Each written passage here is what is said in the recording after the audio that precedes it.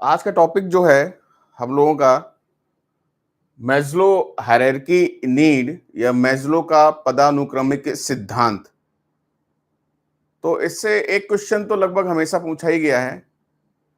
तो इस टॉपिक को थोड़ा-सा हम लोग समझ लेते हैं, बाकी एग्जाम्स में भी आपका ये रहता है।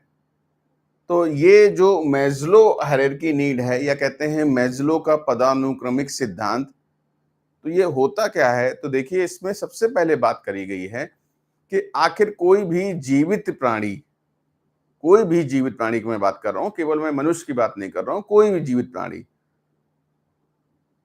तो उसकी कुछ आवश्यकताएं होती हैं। उसके जीवन में कुछ आवश्यकताएं होती हैं और उन आवश्यकताओं को पूरा करना चाहता है।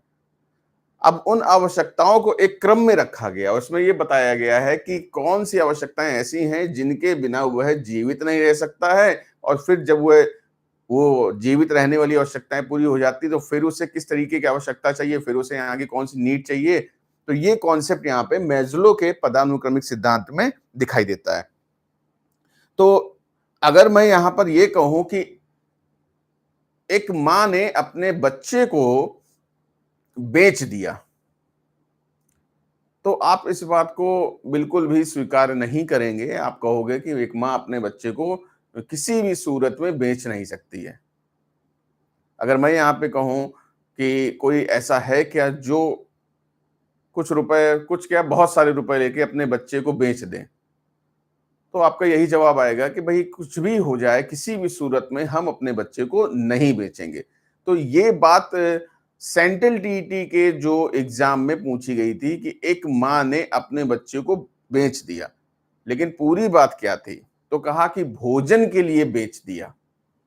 यानी भोजन के लिए बेच देना, या कह सकते हैं कि पानी के लिए बेच दिया। तो अब ये जो कॉन्सेप्ट है ये बिल्कुल अलग हो गया। यानी हम भोजन के बिना जीवित नहीं रह सकते हैं, पानी के बिना जीवित नहीं रह सकते हैं, कुछ भी आप कह लो, आप इसके बिना जीवित नहीं रह सकते हो। मैं अक्सर लोगों से बात करता हूं और जो लेडीज होती हैं मैं उनसे ये कहता हूं कि आप करवा चौथ का व्रत रखते हैं या अलग अलग जगह पे, कहीं पे तीजा होता है, कहीं पे करवा चौथ होता है, तो आप ये व्रत रखती हो तो बोलती पति की लंबी आयु के लिए। तो मैं उनसे कहता हूं कि फिर आप एक काम करिए कि आप हफ्ते में जो है कम से कम फिर 3 दिन व्रत रहिए, 3 दिन फास्ट रखिए तो पति की और लंबी आयु होगी। तो वहां पर वो कहते हैं नहीं, ये पॉसिबल नहीं है, क्योंकि 3 दिन मुश्किल हो जाएगा। मतलब हमने कहा दिक्कत क्या है उसमें, आपको आखिर दिक्कत क्या है? तो उन्होंने कहा, दिक्कत जो है वो यही है कि भूखे प्यासे नहीं रह सकते। तो मैंने कहा ठीक है, तो एक ऑप्शन करते हैं कि आप एक टाइम का भोजन कर सकते हैं, पानी आप पी सकते हो जब मर्जी हो, एक टाइम का भोजन कर सकते हो। तो वहां पर उनका जवाब होता है कि हाँ, तो फिर रह लेंगे। यानी प्रॉब्लम फास्ट रहने में नहीं है, प्रॉब्लम व्रत रहने में नहीं है, प्रॉब्लम कहाँ है? प्रॉब्लम है कि जो भोजन नहीं मिल रहा है, जो पानी नहीं मिल रहा है, प्रॉब्लम वहां से क्रिएट हो रही है। यानी इस चीज के ऊपर हमारा कंट्रोल नहीं है, भूख के ऊपर हमारा कंट्रोल नहीं है, प्यास के ऊपर कंट्रोल नहीं है। कंट्रोल इन द सेंस आप थोड़ी देर कर सकते हो, 2 घंटे, 4 घंटे, 8 घंटे ज्यादा से ज्यादा, लेकिन फिर एक सीमा ऐसी आती है कि जहां पर फिर वो आपके कंट्रोल में नहीं होती है। आपको भोजन के अलावा कुछ भी नहीं दिखाई देता है, आपको पानी के अलावा कुछ भी नहीं दिखाई देता है। बड़े कॉन्सेप्ट इस बात को समझिएगा। ये जो क्वेश्चन पूछा गया उसके पीछे का लॉजिक क्या था? तो लॉजिक ये है कि आप भोजन के बिना जीवित नहीं रह सकते हो किसी भी सूरत में। मैंने आपसे कहा कि आप 4 घंटे, 5 घंटे, 8 घंटे, बहुत हद से हद कम कह रहे हैं एक दिन, लेकिन उसके बाद फिर आपको भोजन चाहिए चाहिए, भूख के मारे आपका हाल बेहाल हो जाएगा। अक्सर लोग, मैंने उन लोगों को देखा जो कहते हैं मैं बिस्लरी के नीचे मैं पानी नहीं पीता हूँ, बोतल बंद ही मैं पानी पीता हूँ, उनको मैंने हैंडपंप के नीचे चुल्लू है लगा के पानी पीते हुए देखा है, नाले के किनारे। क्योंकि प्यास एक ऐसी चीज है कि उसके आगे आपका कंट्रोल नहीं है। जो हाइजीनिक फूड की बात करते हैं कि नहीं मैं तो हाइजीनिक फूड ही खाता हूं या खाती हूँ, उनको मैंने सड़क किनारे रेहड़ी पर खाते हुए कई बार देखा है। क्योंकि भूख एक ऐसी चीज है भैया, इसके ऊपर कंट्रोल किसी का भी नहीं है, कोई भी जीवित प्राणी का नहीं है। एक बिल्ली अपने बच्चे को खा लेती है और फिर बाद में रोती है, तो उसमें आपको क्या लगता है कि बिल्ली क्या खुशी खुशी खा लेती है, टेस्ट के लिए खा लेती? क्योंकि भूख एक ऐसी चीज है जब उसे कुछ नहीं समझ में आता है तो वो अपने बच्चों को भी खा लेती है। अब वो इंसान तो है नहीं कि वो मांग ले जाके, ऐसे बोलते हैं नागिन अपने बच्चों खा जाती है। तो ये जो कॉन्सेप्ट इसके पीछे क्या है, ये भूख का है कि भूख के आगे कुछ भी समझ में नहीं आता। अब देखिए गर्मी का इस टाइम चल रहा है और प्यास के मारे हमारा बुरा हाल होता है। ज़रा आप सोचिए या करके देखिए, आपको 2-3 घंटे पानी ना मिले और आपसे कोई कहे कि चलो एक काम करते हैं, मूवी देखने चलते हैं, या आपसे कहें चलो क्लास लेते हैं, इंपॉर्टेंट टॉपिक आज बताए जाएँगे और आप बहुत प्यासे हो। आपको क्लास समझ में नहीं आएगी। आप कहोगे भई हमको पानी चाहिए पहले, क्लास-वास बाद में। कॉन्सेप्ट यहाँ पे यही आ रहा है कि जिनके बिना कोई भी जीवित प्राणी जीवित नहीं रह सकता है, जैसे भोजन है, पानी है, ये सारी चीज़ें। हम कहें कि भूख है, प्यास है, जिन पर कोई कंट्रोल नहीं है। ये सारी चीजें जो हैं, ये आपकी किस में आती हैं? बायोलॉजिकल नीड्स में। ध्यान दीजिएगा, नीचे से ऊपर के क्रम में चलते हैं। ये पिरामिड शेप में बना हुआ है, नीचे से ऊपर के क्रम में चलते हैं, तो वो कहलाती हैं फिजियोलॉजिकल नीड्स। बायोलॉजिकल नीड्स नहीं कहेंगे, वो तो जैविक हो जाता है। फिजियोलॉजिकल नीड्स इसकी बात करते हैं, फिजियोलॉजिकल नीड्स। हिंदी में इसको बोलते हैं शारीरिक आवश्यकता का सिद्धांत। शारीरिक आवश्यकता का सिद्धांत या फिर दैहिक आवश्यकता का सिद्धांत। देह से बना है दैहिक आवश्यकता का सिद्धांत। तो इसके अंतर्गत क्या आता है? तो इसके अंतर्गत हम कह सकते हैं कि भूख है, प्यास है, नींद है, नींद है। नींद भी इसी के अंतर्गत आती है। नींद पे आपका कंट्रोल नहीं है, आप थोड़े टाइम तक तो आप जो है चलो नींद पे कंट्रोल कर लोगे, लेकिन एक सीमा ऐसी आती है जब आपको झपकी आती है। बहुत एक्सीडेंट होते हैं, आपने देखा होगा ड्राइवर ने झपकी ले ली, चाहो तो आप कंट्रोल कर लेते, तो वो कंट्रोल नहीं है। आपको झपकी भी जो आ रही है तो उसमें क्या आप नींद के ऊपर कंट्रोल नहीं कर पा रहे हो, ना झपकी भी नहीं आनी चाहिए। तो नींद भी आपके कंट्रोल में नहीं है, कम ज्यादा हो सकती है, लेकिन अगर आप 1 घंटा भी नींद लेते हो तो इसका मतलब आपका कंट्रोल नहीं है भैया, वरना 1 घंटा भी मत लो। तो ना तो भूख के ऊपर कंट्रोल है, ना ही आपका प्यास के ऊपर कंट्रोल है, और ना ही आपका नींद के ऊपर कंट्रोल है। कोई भी जीवित प्राणी हो, केवल मैं मनुष्य की बात नहीं कर रहा हूं, कोई भी हो, इनके ऊपर कंट्रोल नहीं है। इसी तरीके से फिर बात करते हैं सेक्स की। सेक्स भी, इसके ऊपर भी किसी भी जीवित प्राणी का कंट्रोल नहीं होता है। अब आप कहोगे साहब ये तो आप बड़ी अजीब बात बता रहे हो, ऐसा नहीं है। तो मेरा यहाँ कहने का मतलब ये है कि जो सेक्स है उसके लिए जरूरी नहीं होता है कि जब दो लोग मिलें, फिजिकली इंटीमेट हो, तभी वो सेक्सुअल उसकी डिजायर पूरी होती है। उसके और भी ऑल्टरनेटिव शारीरिक ऐसे ऑप्शंस होते हैं जो आपके जाने अनजाने में चीजें वो पूर्ति हो जाती है शरीर के ऊपर। आप ऐसे समझ सकते हो जैसे स्वामी विवेकानंद जी ने एक बात कही थी। उन्होंने कहा था मैं एक प्रकृति के बहुत बड़े नियम का मैं उल्लंघन कर रहा हूं, और जिसकी वजह से मुझे बहुत रोग होंगे, मुझे बहुत कष्ट से मेरी मृत्यु होगी। और ये ऐसा सही भी हुआ। स्वामी विवेकानंद जी बहुत अर्ली एज में उनकी डेथ भी हो गई और बहुत बीमारियों से ग्रसित थे, क्योंकि उनका जो है सेक्स के ऊपर कंट्रोल था। लेकिन ये प्रकृति जो है जिसने बनाई है, उसने इस चीज को मना किया। उसने कहा भाई ये चीज तो है, ये नेचुरल डिजायर है, नेचुरल नीड है। कोई भी जीवित प्राणी वंश बढ़ाने के लिए कहिए, चाहे जिसके लिए चाहिए। तो ये कॉन्सेप्ट में यहाँ पे समझाने का मेरा मतलब ये है कि जो चीजें हैं जिनके बिना कोई भी जीवित प्राणी जीवित नहीं रह सकता है, वो क्या आती है? भूख है, प्यास है, नींद है, सेक्स है। और फिर आप कह सकते हो जो आपके डेली रूटीन में, जैसे आप सुबह निवृत्त होने जाते हैं, वॉशरूम जाते हो, उसके ऊपर भी आपका कंट्रोल नहीं है। अगर बहुत जोरों से लगी है तो उस वक्त आपको फिर कुछ नहीं समझ में आएगा, आप कंट्रोल नहीं कर सकते उस चीज को। तो ऐसी वो सारी चीजें जिनके बिना किसी जीवित प्राणी उसके जीवित नहीं रह सकता है, वो सारी चीजें क्या कहलाती हैं? फिजियोलॉजिकल नीड्स या फिर शारीरिक आवश्यकता का सिद्धांत और दैहिक आवश्यकता का सिद्धांत। शायद इसके बिना इंसान जीवित नहीं रह सकता, कोई जीवित प्राणी जीवित नहीं रह सकता, इसलिए इसको सबसे इंपॉर्टेंट माना गया। ध्यान दीजिएगा, सबसे महत्वपूर्ण माना गया। इसको बिल्कुल आप नोट डाउन कर लीजिएगा। इस पार्ट को सबसे महत्वपूर्ण माना गया है मैस्लो के पदानुक्रमिक सिद्धांत में। चलिए अब बात करते हैं कि जब यह आवश्यकता पूर्ति हो जाती है, पूरी हो जाती है, तो अब इसके बाद हमको क्या चाहिए? क्या चाहिए होता है इसके बाद? तो इसके बाद हमें सुरक्षा चाहिए। सुरक्षा कैसे? जैसे सुना है ना, रोटी कपड़ा मकान। तो पहले क्या आता है? रोटी। रोटी मतलब आपकी शारीरिक आवश्यकता में, यानी आपकी जो भूख आपकी मिटाए। और फिर सुरक्षा की बात करते हैं तो कपड़ा या मकान की। गर्मी से बचने के लिए हमको छाता चाहिए, सर्दी से बचने के लिए हमको कंबल चाहिए, जैकेट चाहिए, बरसात से बचने के लिए भी छाता चाहिए। लेकिन ये सारी चीजें हम तब करते हैं जब हमारा पेट भरा होता है, जब हमारी प्राइमरी नीड्स जो होती हैं, जो जो आपकी फिजियोलॉजिकल नीड्स हैं, इन्हें प्राइमरी नीड्स भी कहते हैं, तो ये हमारी जब पूरी हुई होती हैं तब हमें दूसरी आवश्यकता की महसूस होते हैं, हमें सुरक्षा की आवश्यकता चाहिए होती है।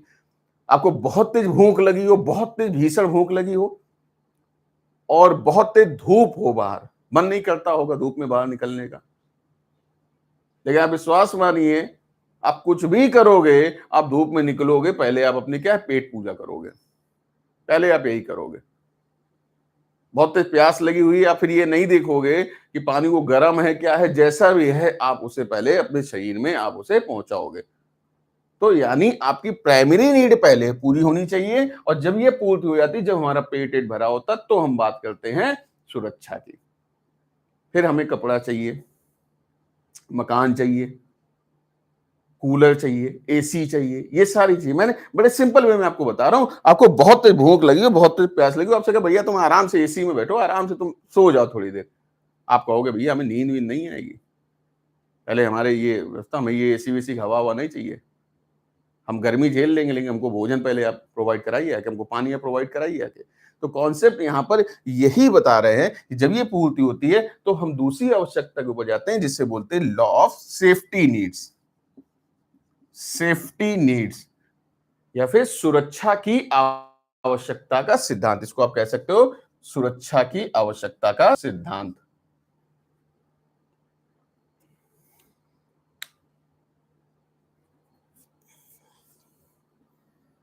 इतनी बात भाई सबको समझ में आ गई? तो आगे बढ़े, मैसेज कर दे एक बार, क्या इतनी बात सबको समझ में आ गई?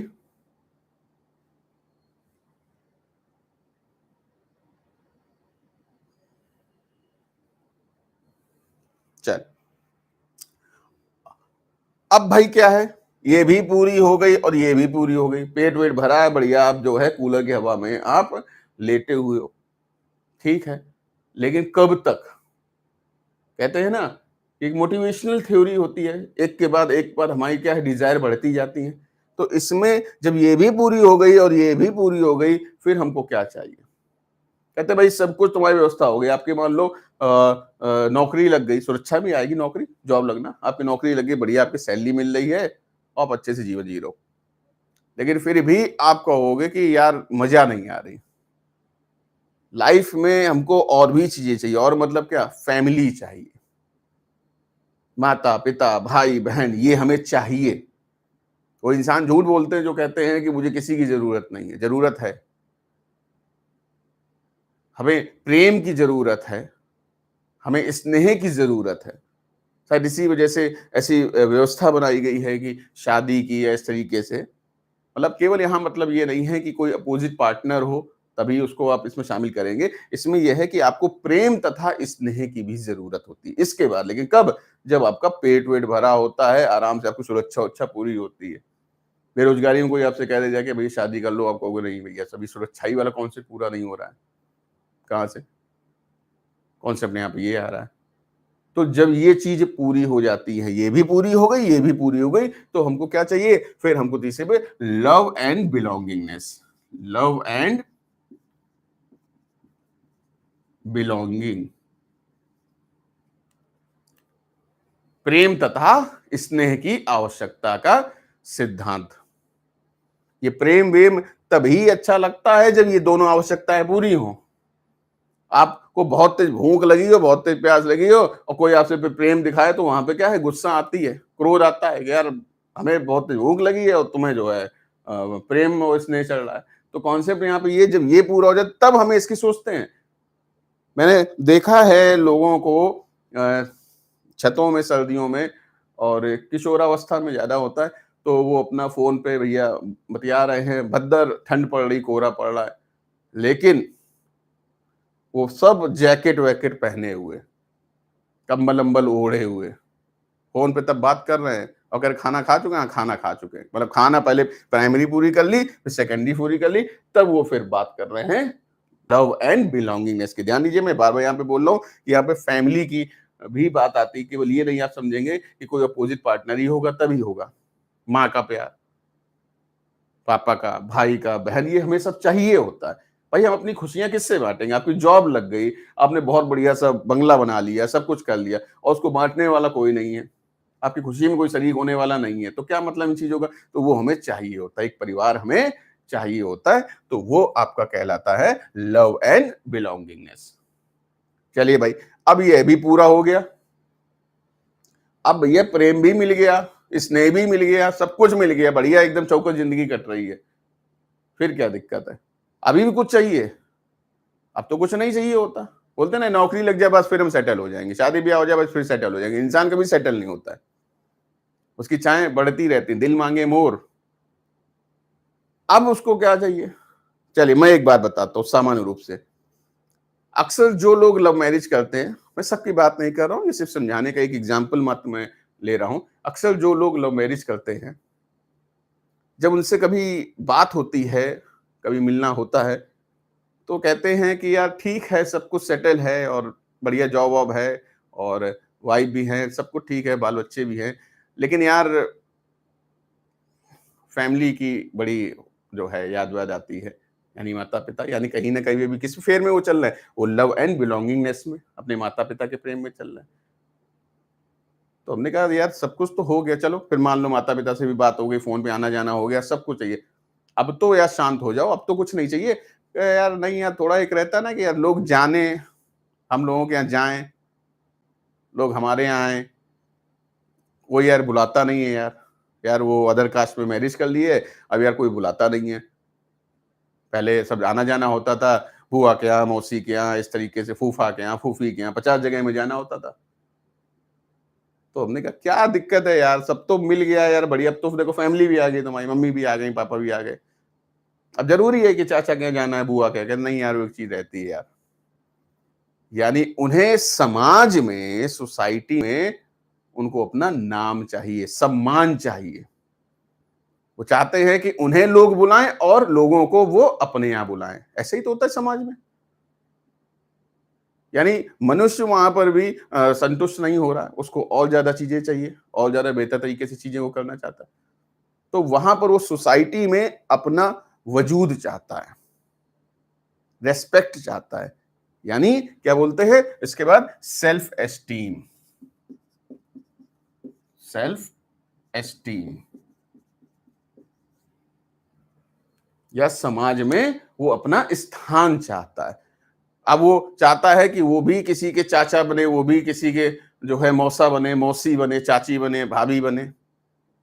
अब उसको नाम से नहीं, उसके सरनेम से बुलाया जाए, अरे शुक्ला जी आपका कार्ड है, अरे मिसेस यादव आपका कार्ड है, इस तरीके से बात करें, अरे खान साहब आपको आना है, हमारे यहाँ बच्चे का बर्थडे है।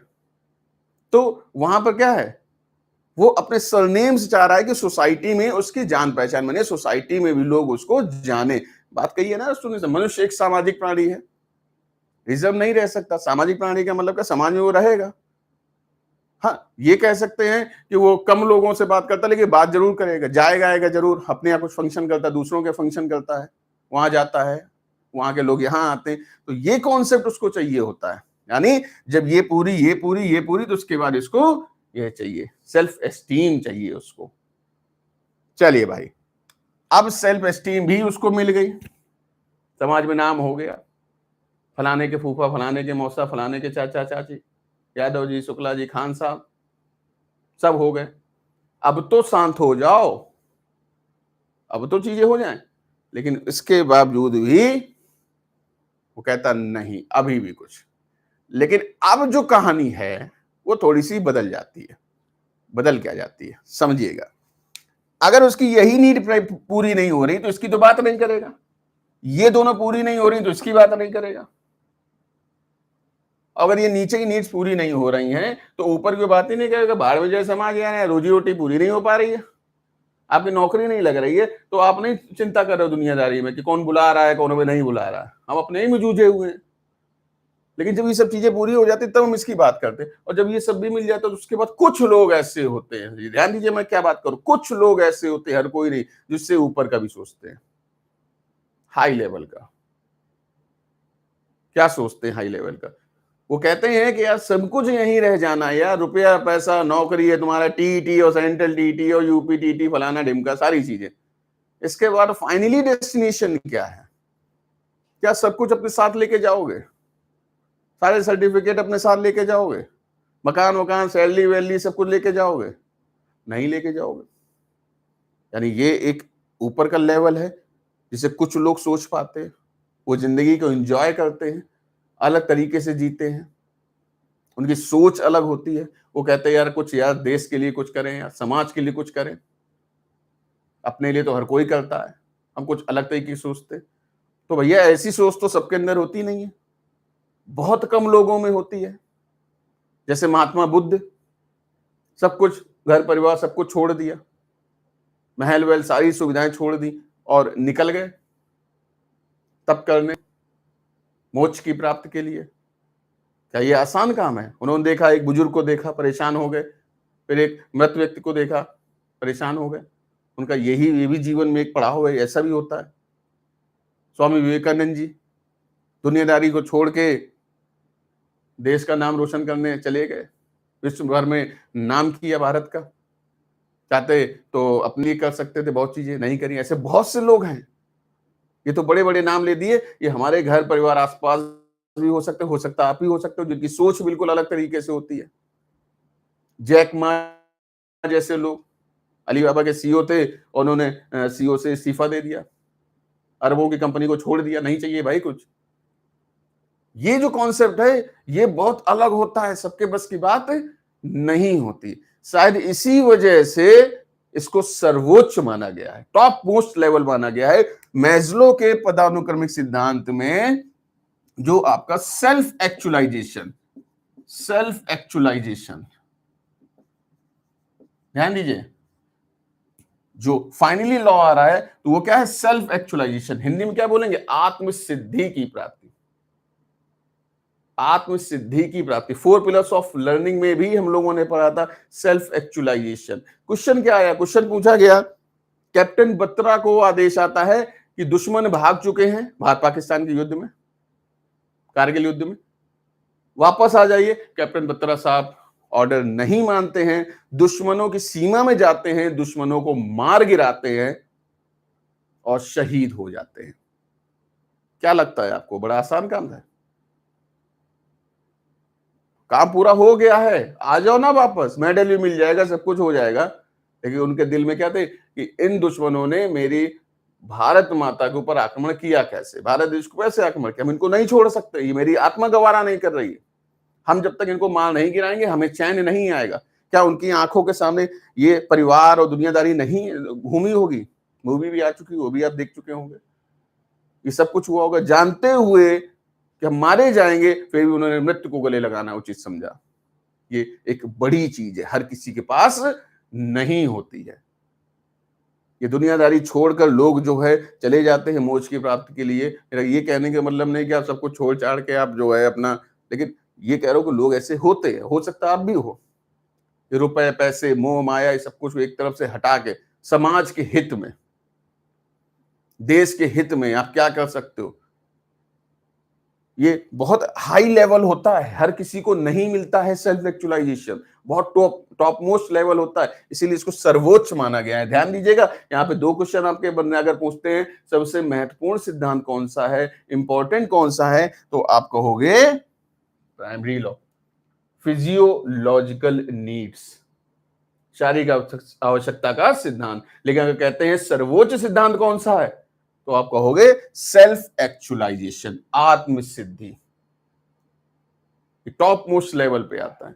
तो नीचे से ऊपर की ओर चलता है, ध्यान दीजिएगा, नीचे से ऊपर की ओर चलता है। तो जो क्वेश्चन पूछा गया था कि एक मां ने अपने बच्चे को भोजन के लिए भेज दिया, तो आप समझ गए भैया भोजन के बिना जीवित ही नहीं रह सकती मां, तो इसलिए इसमें आएगा मैस्लो के आपके फिजियोलॉजिकल नीड में। कैप्टन बत्रा साहब का पूछा गया, तो टॉप मोस्ट लेवल है भैया, देश के लिए सोचना आसान काम नहीं होता है, इसलिए यहां पर सेल्फ एक्चुअलाइजेशन रखा गया। और ये पूरी जो थ्योरी है ये किस पे है? मोटिवेशनल थ्योरी पर आधारित है।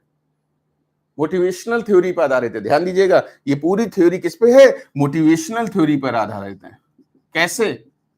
देखिए, मोटिवेशनल थ्योरी पे कैसे आधारित है? हम भोजन में दाल रोटी भी खा सकते हैं और भोजन में कई लोग 56 व्यंजन खाते हैं। ज्यादा चाहिए और बेहतर चाहिए। कई लोग 2 कमरे के घर में रह रहे हैं तो कई लोग कहते हैं बंगले में रहेंगे, यानी उनके क्या है? मोटिवेशनल लेवल ज्यादा है, हाई लेवल पे। प्रेम तथा स्नेह में भी है, कई लोगों का ये होता है कि हमको ज्यादा से ज्यादा लोग प्रेम करें, ज्यादा से ज्यादा लोग स्नेह करें। 1-2 में नहीं उनका हिसाब किताब चल रहा। इसी तरीके से सम्मान की बात होती, वो क्या कहते हैं कि अरे सोसाइटी जानती है, हम कह रहे हैं नगर क्षेत्र जानता है। यार ऐसा कुछ हो कि हम राज्य स्तर पर जाने जाएं, तो कोई कहता है राष्ट्रीय स्तर पर जाने जाएं, तो कोई कहता है अंतर्राष्ट्रीय स्तर पर जाने जाएं।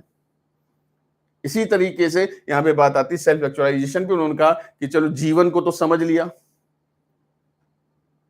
अब मोक्ष के बारे में समझते हैं क्या है। ऐसे बहुत से विवेकानंद जी जैसे जिन्होंने कई चीजें जानी समझी बताई, फिर उन्होंने शिक्षा के लिए काम किया। महात्मा गांधी जी हैं, उन्होंने फिर शिक्षा के लिए काम किया। जीवन को जान लिया तो फिर शिक्षा को जानना है, मतलब जीवन भर कुछ ना कुछ हायर लेवल पे सीखना है।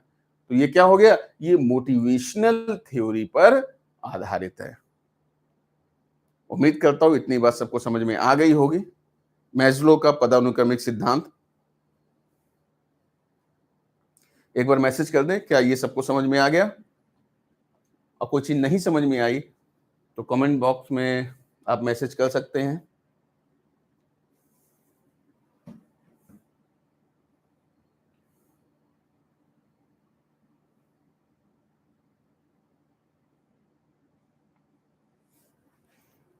तो ये एक छोटा सा टॉपिक था जो मैंने आपको करा दिया। 1 नंबर की संभावना यहाँ पे बनती है कि वहां पे क्वेश्चन पूछा जाएगा और इसमें ये आपका गलत नहीं होना चाहिए।